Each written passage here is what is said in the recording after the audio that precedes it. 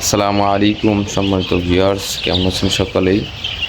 আশা করি সকলে অনেক বেশি ভালো আছেন। আমিও আলহামদুলিল্লাহ ভালো আছি। তো আজকে ভিডিও করার উদ্দেশ্য হচ্ছে আমার খামারি এবং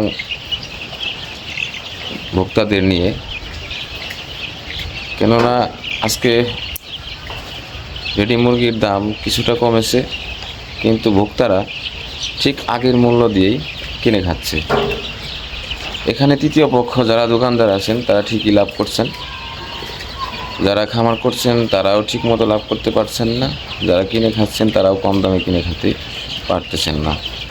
এখন আমার কথা হলো, বাজার যখন কমবে সেটা দোকানে গিয়েও কমে পাবে, এটাই স্বাভাবিক। কিন্তু না, তা হচ্ছে না। বাংলাদেশের সিন্ডিকেট ভাঙতেছে না। এখন ভোক্তারাও কমে পাচ্ছে না, খামারিরাও বেশিতে বিক্রি করতে পারতেছে না। মাঝখান থেকে সমস্যা হচ্ছে এমন যে কমে কিনে খাওয়া যাচ্ছে না, খামারিরা প্রফিট করতে পারতেছে না। এমন হতো